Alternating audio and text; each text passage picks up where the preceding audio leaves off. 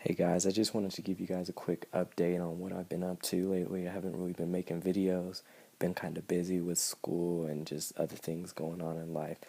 But today I wanted to try something different and show you guys my opinion on what's going on in the sports community right now, and the biggest topic being Peyton Manning. So I hope you enjoy the video that'll be following right after this, and I would love to know if you guys would like to see more videos like this, or if you would like to see me do this about other players. Thank you. Please leave your comments below, subscribe, thumbs up, and I'll see you in the next video. Okay guys, for those of you that follow sports, you know the biggest story right now in the sports community is Peyton Manning and where will he go. Peyton Manning had 12 teams call him the same night that he gave his press conference, which just shows the caliber of player that he truly is. I believe that Peyton Manning's list of teams now is down to just three.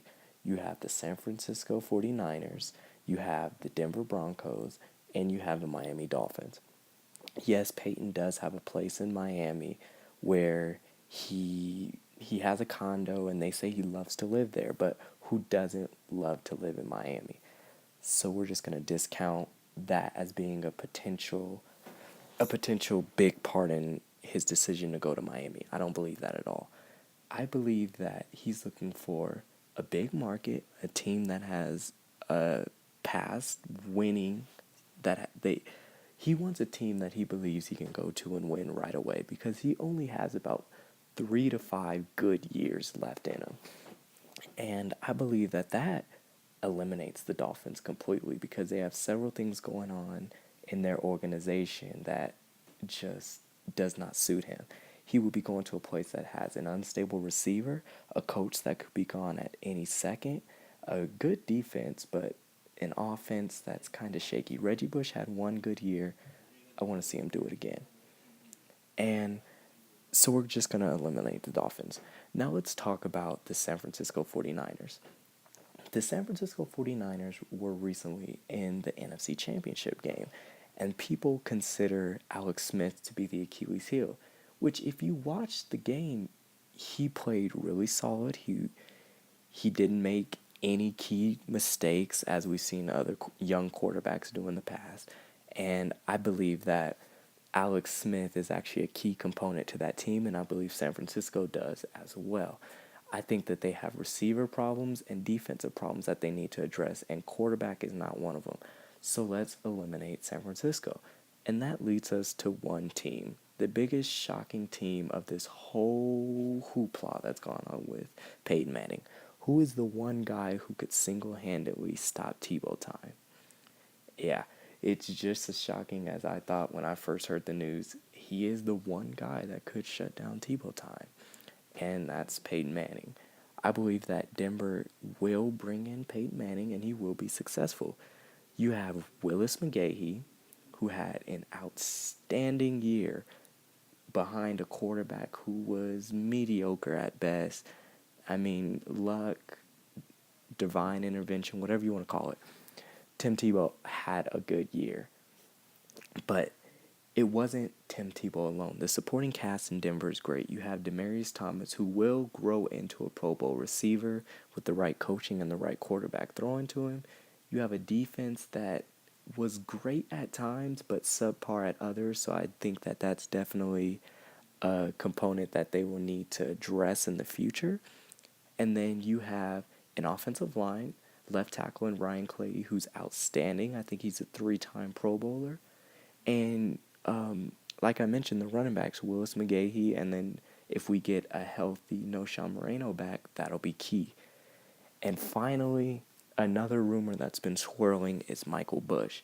Denver's interested in Michael Bush because they play the Raiders twice a year, and he's ran all over us every single time.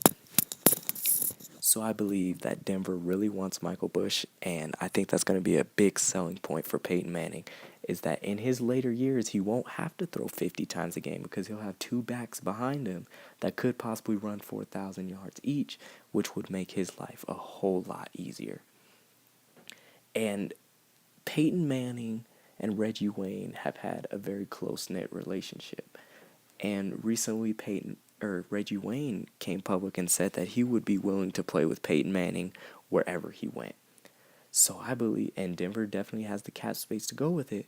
So if you bring 3 receivers, Demaryius Thomas, Eric Decker, and hopefully Reggie Wayne, you have 2 running backs that could be 1,000-yard running backs, and no Sean Moreno, who's a great back coming out the slot. That's a dangerous offense. Behind a good offensive line, Denver had the number 1 ranked rushing attack last year, and then you have an okay defense that could improve in the draft.